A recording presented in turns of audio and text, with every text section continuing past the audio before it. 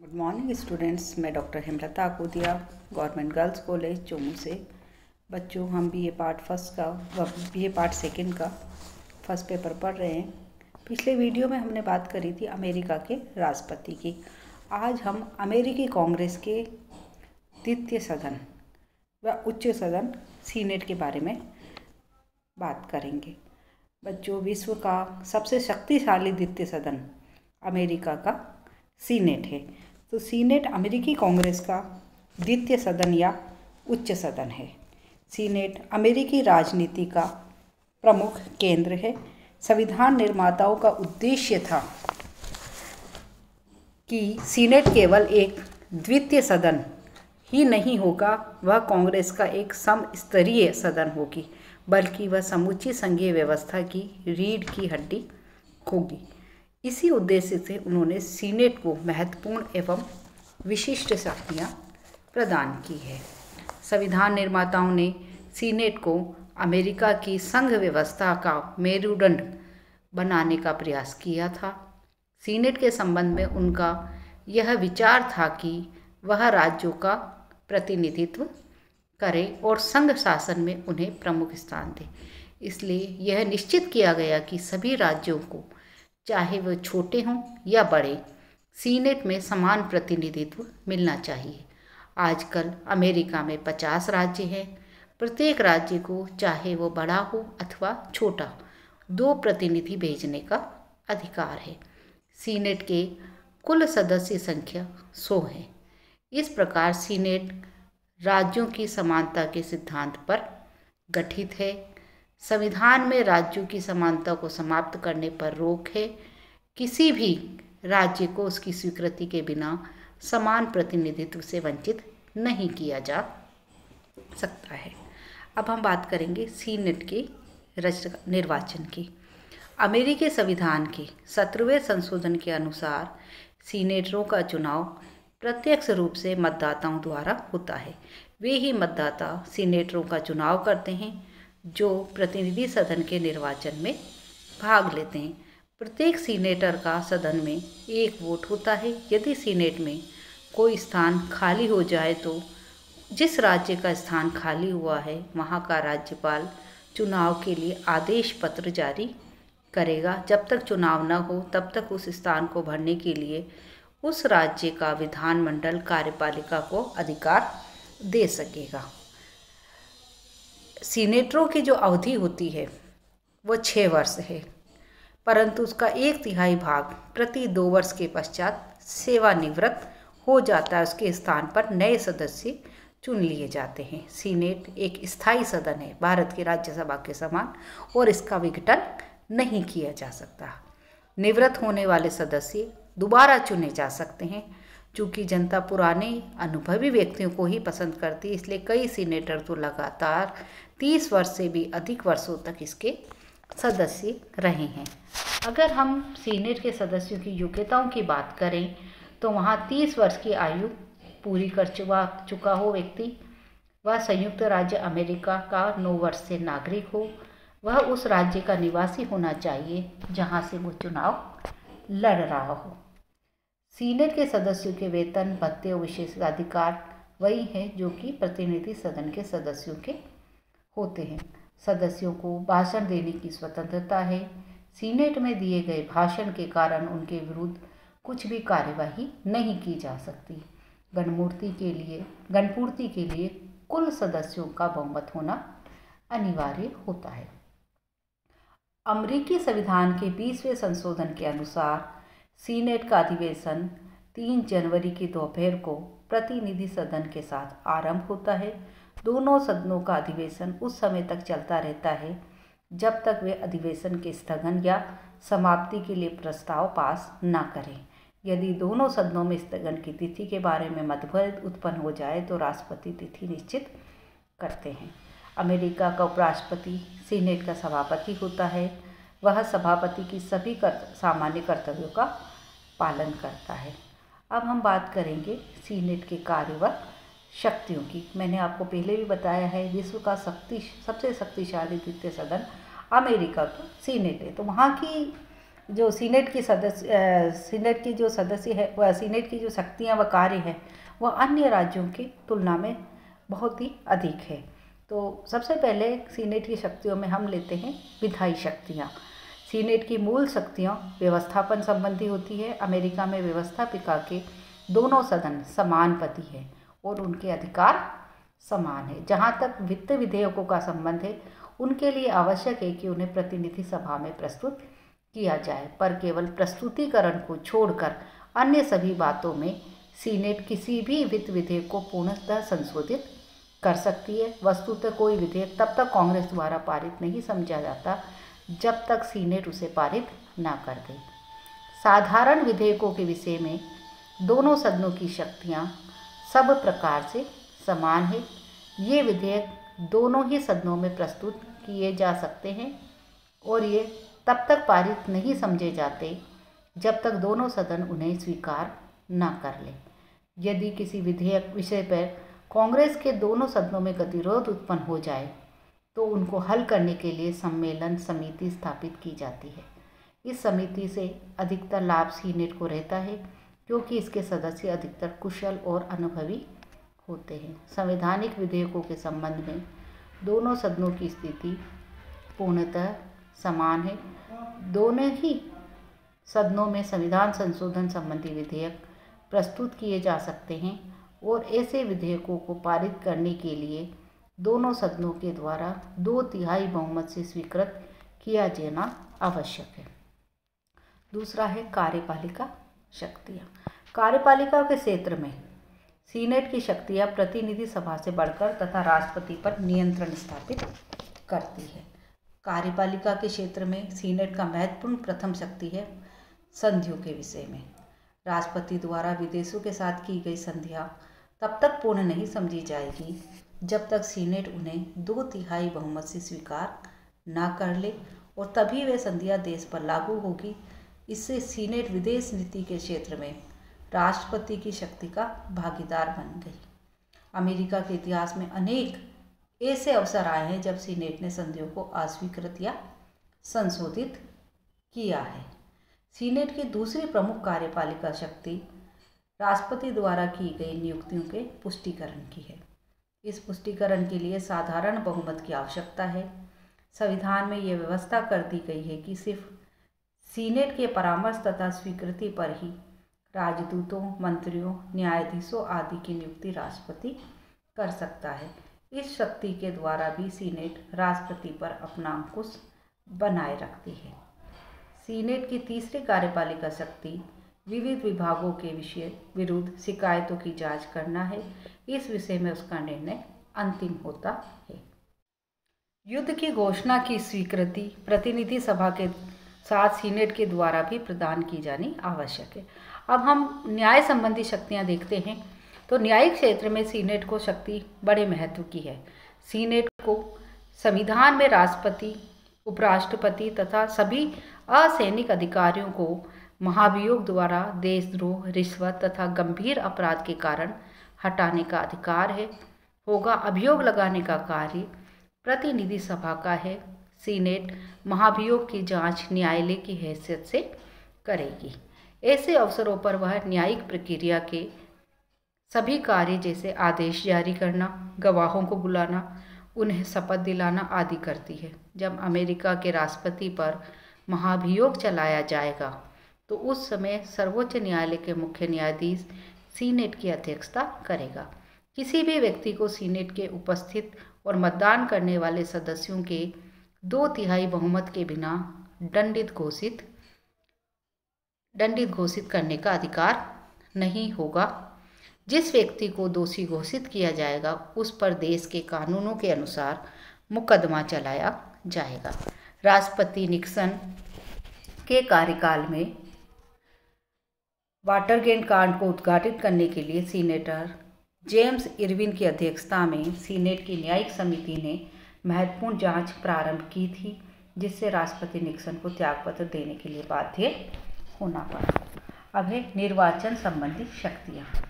Senate राष्ट्रपति तथा उपराष्ट्रपति के निर्वाचन में डाले गए मतों की गिनती करती है। और परिणामों की घोषणा करती है। यदि उपराष्ट्रपति पद के लिए किसी भी प्रत्याशी को निरपेक्ष बहुमत प्राप्त न हो तो सीनेट पहले 2 प्रत्याशियों में से उपराष्ट्रपति चुनती है। इस हेतु प्रत्येक सीनेटर का एक मत होता है। जिस प्रत्याशी को निरपेक्ष बहुमत प्राप्त हो जाता है वह उपराष्ट्रपति घोषित होता है।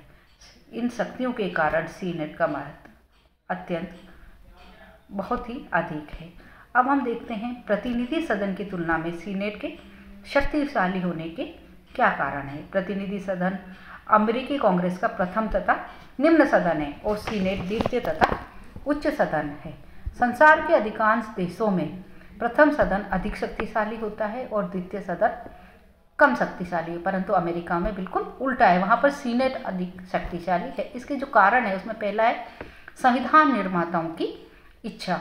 संविधान निर्माता सीनेट को एक शक्तिशाली सदन बनाना चाहते थे ताकि वह राष्ट्रपति पर नियंत्रण रख सके, संघात्मक ढांचे की रक्षा कर सके और लोकप्रिय सदन के जोश को ठंडा कर सके। दूसरा, लंबी अवधि। सीनेट की अवधि प्रतिनिधि सदन की से तिगुनी है। जबकि प्रतिनिधि सदन 2 वर्ष के लिए चुना जाता है तो सीनेट 6 वर्ष के लिए चुनी जाती है। सीनेट स्थायी सदन है। प्रतिनिधि सदन के सदस्यों को अपने चुनाव के बाद अगले चुनाव की चिंता लग जाती है, जबकि सीनेटर को 6 वर्ष तक अपने चुनाव की चिंता नहीं रहती है। तीसरी बात, सीनेट एक गौरवशाली संस्था है। अपनी महत्वपूर्ण शक्तियों के कारण सीनेट एक गौरवशाली संस्था बन गई है। अमेरिका के राजनीतिज्ञों की यह एक महत्वाकांक्षा रहती है कि सीनेट के सदस्य बने। सीनेट का सदस्य बनना अत्यधिक सम्मान और प्रतिष्ठा का विषय है। सीनेट का स्तर इतना ऊंचा है कि पोर्टर के अनुसार अमेरिका के सभी बड़े राजनीतिज्ञ यहीं से राष्ट्रीय स्तर पर जगमगाने लगते हैं। चौथा है सीनेट का प्रत्यक्ष निर्वाचन। आजकल सीनेट का प्रत्यक्ष निर्वाचन होता है तथा सीनेट के सदस्य जनता के प्रतिनिधि माने जाने लगे हैं।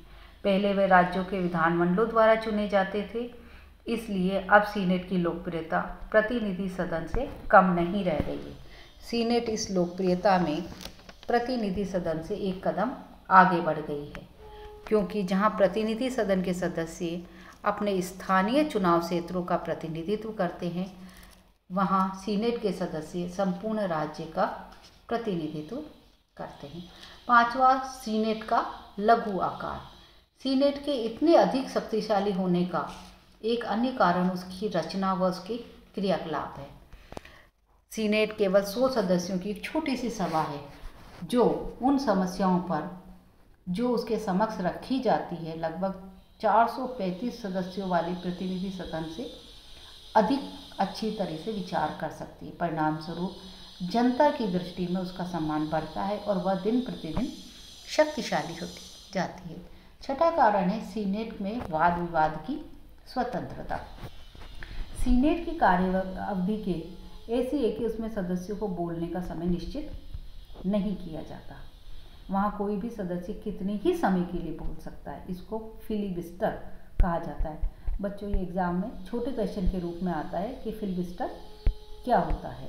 तो इस शब्द को आप याद कर लें कि सीनेट के सदस्यों को जब बोलने की बहुत ज़्यादा स्वतंत्रता होती है, उस पर कोई रोक नहीं होती, उसे फिलिबस्टर कहते हैं। परिणाम स्वरूप यहाँ विषयों पर विचार अधिक पूर्णता के साथ होता है। सीनेट में बोलने के लिए अधिक समय मिल जाता है, इसलिए प्रभावशाली व्यक्ति सीनेट का ही सदस्य बनना पसंद करता है।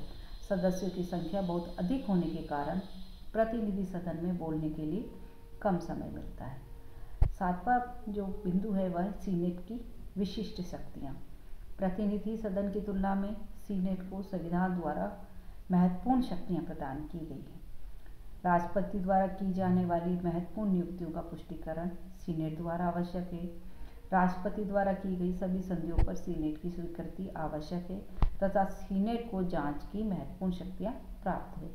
हम कह सकते हैं कि सीनेट अमेरिका के शासन तंत्र में अत्यंत महत्वपूर्ण और गौरवशाली निकाय है। हम एक विचारक, राजनीतिक विचारक है मेडिसन, उनके शब्दों में कह सकते हैं वह जनता की रक्षा उनके शासकों से करती है, जनता की रक्षा उनके कानूनों से करती है तथा जनता की रक्षा अपनी स्वयं की कुप्रथाओं से भी करती है। विश्व में सीनेट अत्यंत शक्तिशाली सदन है, तो इस वजह से उसमें कुछ कमियां भी हैं, कुछ दोष हैं, उसकी आलोचना की जाती है। तो सीनेट जैसे शक्तिशाली आलोचना, तो उसके जिन दोषों के कारण होती है वो दोष है, पहला है फिलिबस्टर। सीनेट के सदस्यों को भाषण देने की अपूर्व स्वतंत्रता होती है। कोई भी सदस्य जब तक चाहे सीनेट में बोल सकता है। इस प्रकार उसके बोलते रहने की शक्ति को फिलिबस्टरिंग कहते हैं। फिलिबस्टर से अभिप्राय बेलगाम होना होता है। सीनेटर रॉबिन्सन के शब्दों में, एक बार जब कोई सीनेट का सदस्य भाषण करना प्रारंभ कर देता है तो फिर सर्वशक्तिमान भगवान के अतिरिक्त कोई अन्य हस्तक्षेप नहीं कर सकता। भाषण की स्वतंत्रता का दुरुपयोग रोकने के लिए सीनेट की कार्यावधि में परिवर्तन के लिए कुछ प्रतिबंध लगाए गए हैं। कोई भी सदस्य एक विषय पर एक दिन में 2 बार से अधिक नहीं बोल सकता। दिन के अंत में विचार स्थगित करने के स्थान पर थोड़ा अवकाश लेकर सीनेट फिर अनिश्चित समय के लिए कार्य कर सकती है। यदि कोई 16 सीनेट सदस्य इस बात का प्रस्ताव रखे कि किसी विचाराधीन विधेयक पर विचार करना समाप्त कर दिया जाए और यदि उसका यह प्रस्ताव सीनेट द्वारा 2/3 बहुमत से स्वीकार कर लिया जाए, तो इसके बाद इस विधेयक पर अथवा उसके संशोधनों पर कोई भी सीनेट सदस्य 1 घंटे से अधिक नहीं बोल सकता है। दूसरा है सीनेट का शिष्टाचार। सीनेट का शिष्टाचार या सद्भाव एक परंपरा है। इस परंपरा के अनुसार सीनेट राष्ट्रपति द्वारा की गई केंद्रीय नियुक्तियों को यह सोचकर स्वीकार कर लेती है कि राष्ट्रपति राज्यों की नियुक्ति के संबंध उनकी इच्छाओं का आदर करेंगे। राज्य की नियुक्तियों के इस प्रकार बंटवारे के कारण नियंत्रण व संतुलन के सिद्धांत में सौदेबाजी का रूप धारण कर लिया, जिसका परिणाम ये हुआ है कि प्रशासन में भाई भतीजावाद व भ्रष्टाचार बढ़ा है। वस्तुतः सीनेट के शिष्टाचार की प्रथा के कारण सीनेट तथा राष्ट्रपति के बीच अपनों को पदासीन करने का बंटवारा होता है। तीसरा है सीनेट समाज का दर्पण नहीं होती है। सीनेट में छोटे बड़े सभी राज्यों का सभी समान प्रतिनिधित्व होता है। लिंडसे के अनुसार अमेरिका के आधे से अधिक सीनेटर वहां की 1/5 से कम जनता के द्वारा चुने जाते हैं। इससे सीनेट का प्रतिनिधित्वात्मक स्वरूप फीका पड़ जाता है। नेक्स्ट कारण है लॉन्ग रोलिंग।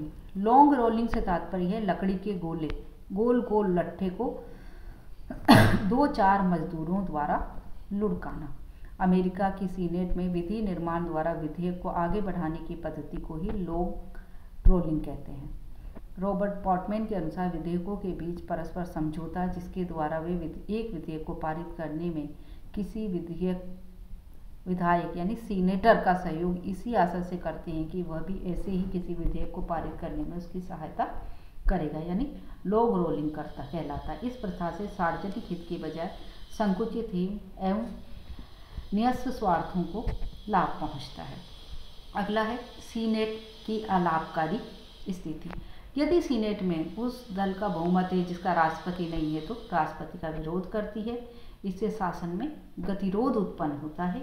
सीनेट के शिष्टाचार की दूषित प्रथा के कारण निजी हितों की पूर्ति के लिए सीनेट के सदस्य राष्ट्रपति पर नियंत्रण नहीं रख पाते हैं। अगला है दोषपूर्ण रचना। सीनेट राज्यों की समानता पर आधारित है। राज्यों की समानता के इस सिद्धांत की कई लेखकों ने तीव्र आलोचना करी है। उन्होंने इसे अलोकतांत्रिक बताया क्योंकि इसके अंतर्गत बड़े और छोटे राज्यों दोनों का समान प्रतिनिधित्व होता है। अब एक प्रश्न उत्पन्न होता है, क्या सीनेट सबसे शक्तिशाली द्वितीय सदन है? तो प्रोफेसर मुन्नो ने कहा है, अमेरिकी सीनेट विश्व के द्वितीय सदनों में सर्वाधिक शक्तिशाली है। वहाँ विश्व के अन्य देशों में द्वितीय सदनों की शक्ति में कमी आई है, वहीं सीनेट की शक्ति में वृद्धि हुई है। जहाँ विश्व के अन्य द्वितीय सदन द्वितीय श्रेणी के सदन बनकर रह गए हैं, वहाँ अमेरिकी सीनेट ने प्रथम सदन का स्थान ले लिया है। अन्य देशों के द्वितीय सदनों से तुलना करने पर सीनेट की स्थिति और शक्ति का अनुमान लगाया जा सकता है। अब हम तुलना करेंगे सीनेट की ब्रिटेन की लॉर्ड सभा से। सीनेट अमेरिकी कांग्रेस का उच्च सदन है और लॉर्ड सभा ब्रिटेन संसद का उच्च सदन है। लॉर्ड सभा न केवल द्वितीय बल्कि गौण सदन है, जबकि अमेरिकी सीनेट की वह स्थिति नहीं है जो ब्रिटिश लॉर्ड सभा की है।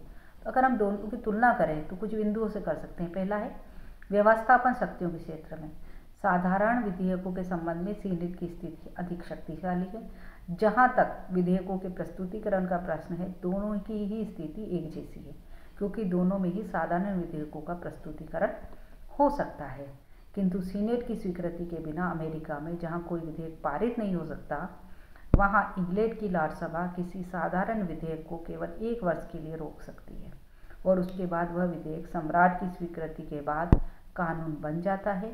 इस प्रकार लॉर्डसभा की अस्वीकृति का कोई महत्व नहीं है।